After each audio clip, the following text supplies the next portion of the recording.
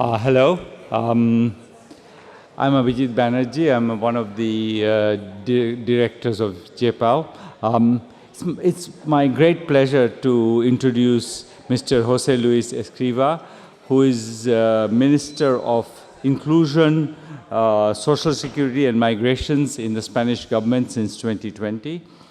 Mr. Escrivá comes from a background in banking. He started his career in the Bank of Spain, where he had many positions in the research department. He was a lead participant in the monetary integration process, and when the monetary integration process happened, and he was appointed head of monetary policy division at the European Central Bank in Frankfurt.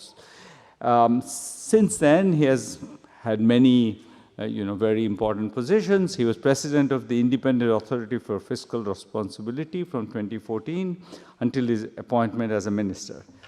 In addition, he served as the president of the Network of Independent Fiscal Institutions in the European Union.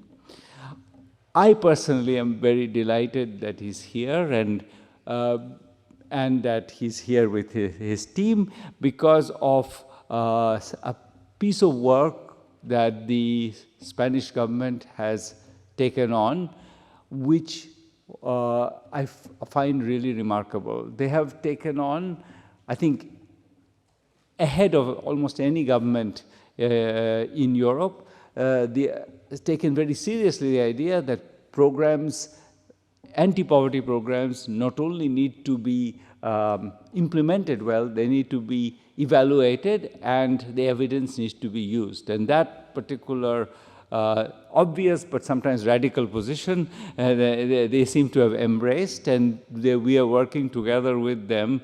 We in JPAL are working together with them, and it's been an extremely exciting partnership. You'll hear more about that partnership in the next panel, so I won't say more, but with that, I want to invite Minister Escrivá up here. Thank you.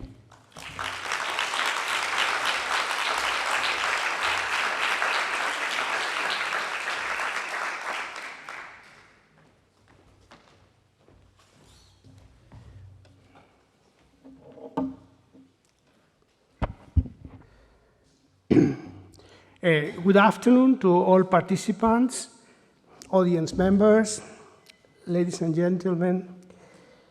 I extend my warmest greetings to all present at this 20th edition of the Colloque on Science and the Fight Against Poverty, organized by JPAL. It is truly an honor to address this distinguished gathering of academics, experts, and different people committed to the noble cause of combating poverty. All we of us, I think, share this aim.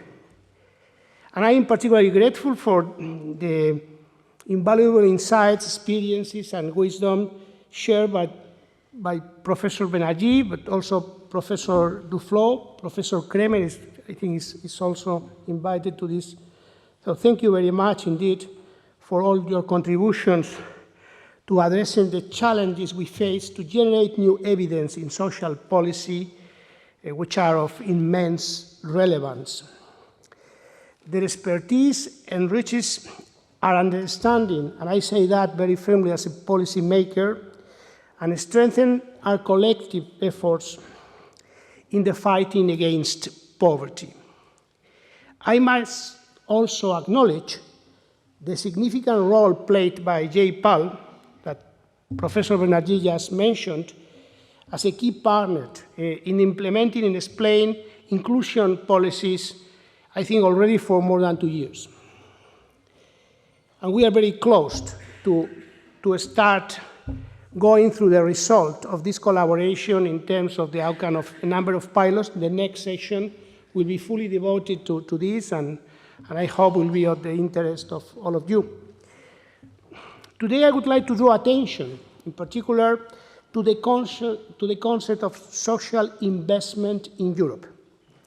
In order to advance social protection and foster the welfare state in member countries, Europe must prioritize investments that enhance individual resilience in the face of economic and social uncertainties. Such investments offer substantial returns over time. Social investment intertwines with social protection, facilitating inclusive growth and creating a more equitable society with enhanced opportunities for all. By addressing poverty and inequality, we can collectively strive towards a brighter future. From a macroeconomic standpoint, there is a widespread consensus that investment in human capital is a privileged example of social investment with high potential to positively impact on economic growth.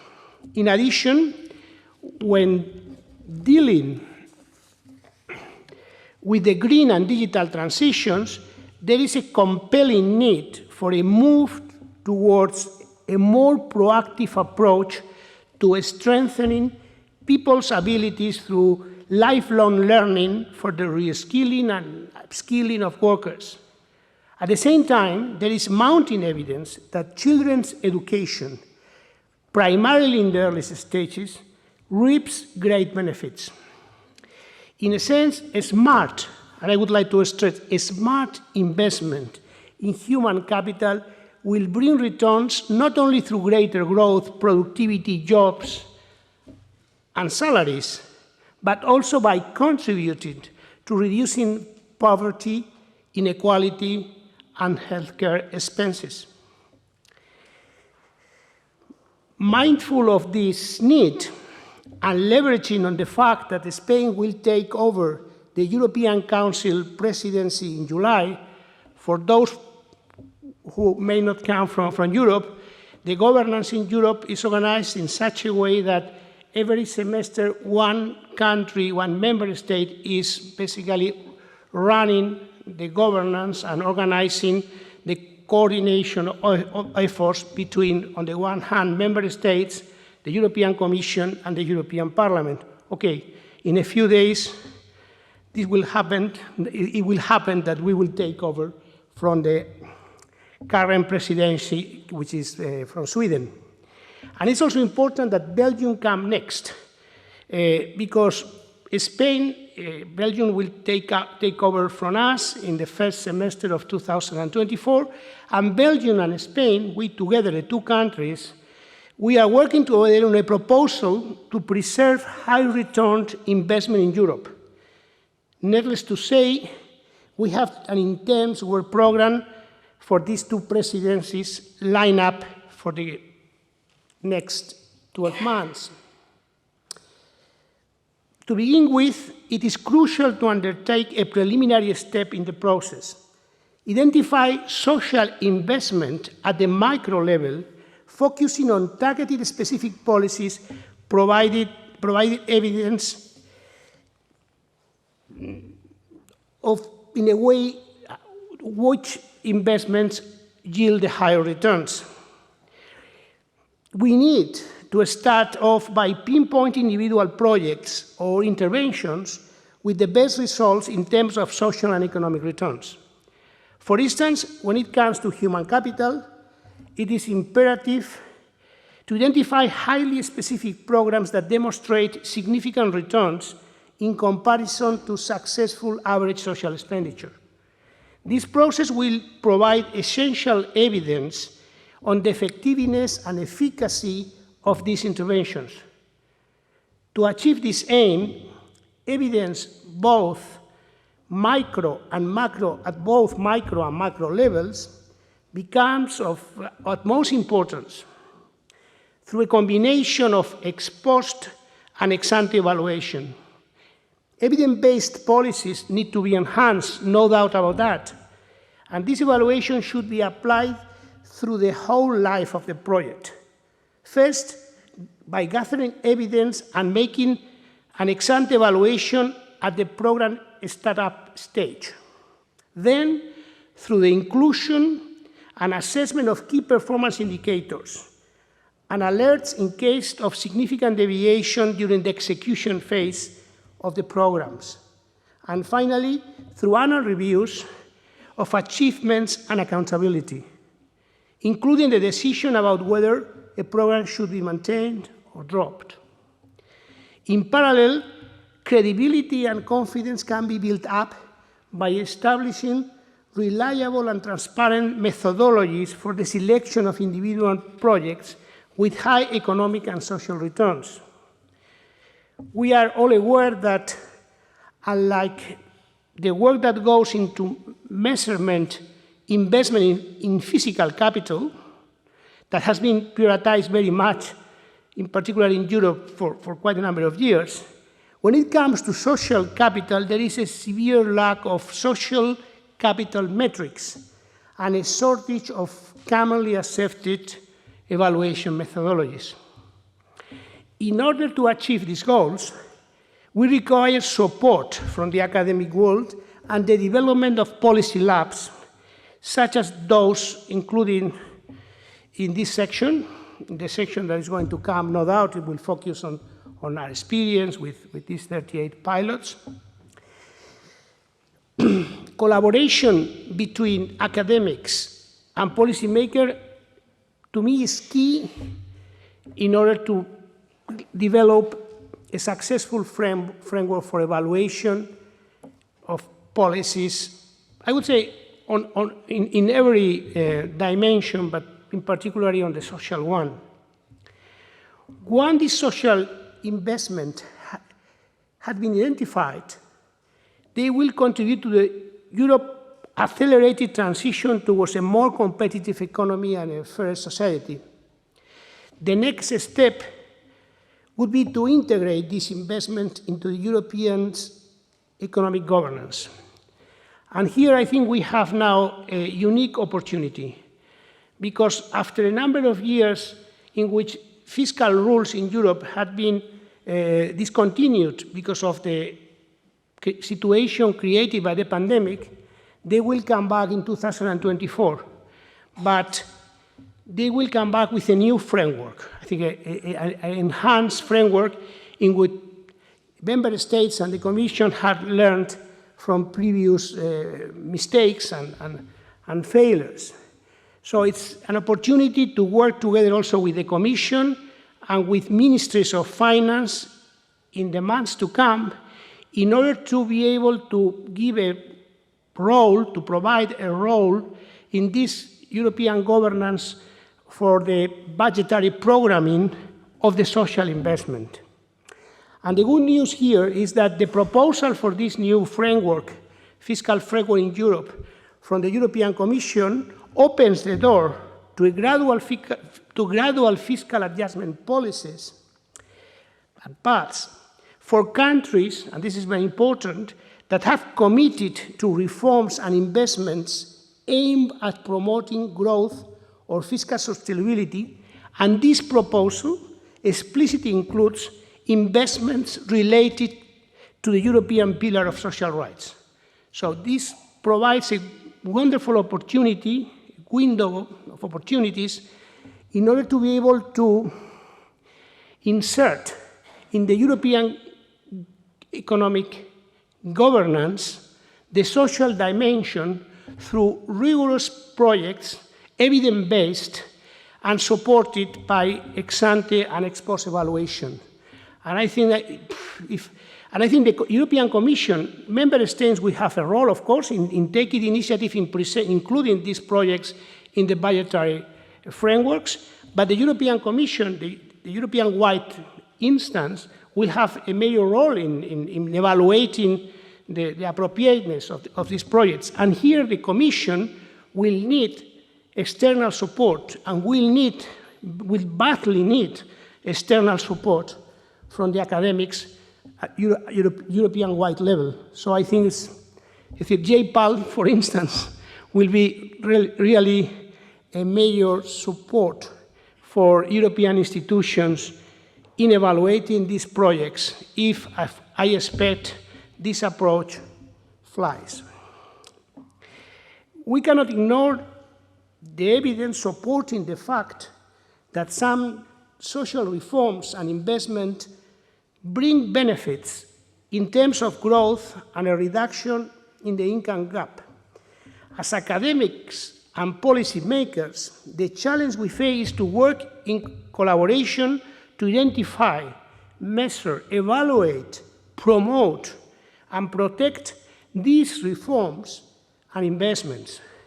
Achieving inclusive and sustainable growth requires a proactive and expeditious approach.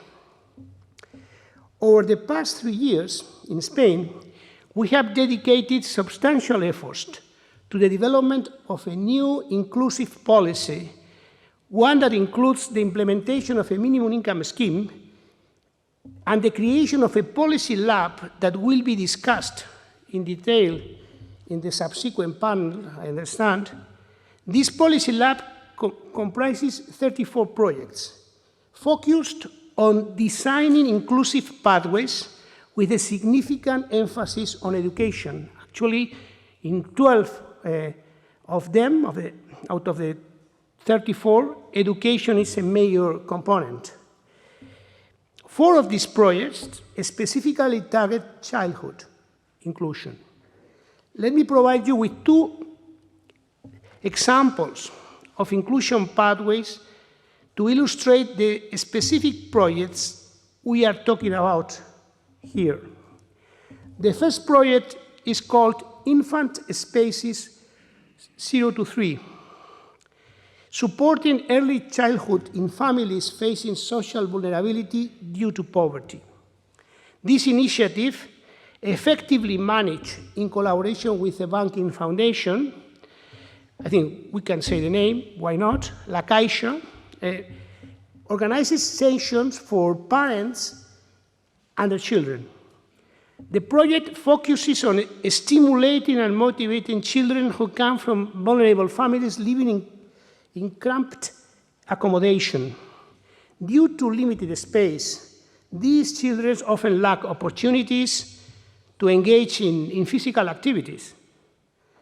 A lot of time and effort goes in enhancing the psychomotor skills, mobility, and sociability of these children by promoting interaction between them. Additionally, this session also provides a platform for mothers and fathers, unfortunately far more mothers than fathers, to forge invaluable connections with other families facing similar challenges, thereby forming their initial support network. In addition, practical workshops covering topics such as healthcare, first aid, and healthy nutrition empower parents with essential knowledge to promote optimal child rearing practices. The second project I would like to share with you is titled Social Labor Inclusion Pathways for Families with Children and Adolescents at Risk of Social Inclusion, managed by effectively operating on the ground with our guidelines and is by a non-governmental organization, Save the Children. This ambitious initiative combines comprehensive support for children of various age groups with vocational training opportunities for their mothers, many of whom are single parents, as a way, by doing so, facilitating their integration into the labor market. One common obstacle faced by these mothers is the lack of suitable children care during non-school hours. This constraint severely hampers their ability to seek employment or participate in training projects. Therefore, the project adopts a holistic approach, integrating child support with vocational training for the mothers, thereby playing a crucial role in achieving successful inclusion. Our ultimate purpose is to dismantle barriers and create opportunities for growth and development. By addressing the specific needs of vulnerable families and providing them with tailored support, we are effectively breaking down the barriers to social exclusion and fostering a more inclusive society. Moreover, through these projects, we are generating evidence that can inform investment with social and economic returns. So these projects could be very helpful for this social investment initiative at the European level that I mentioned before. Generating new evidence in social policy is not a one-off task, but rather an ongoing process that requires collaboration, innovation, and a commitment to ensuring that policies are grounded on solid evidence. Europe needs to take further steps in this direction, learning from best practices and stepping up its effort to combat poverty and achieve a fairer and more equitable society. Preserving social investment is, in my view, the best contribution to a more social, innovative, and competitive Europe for the years to come. Thank you very much for your attention.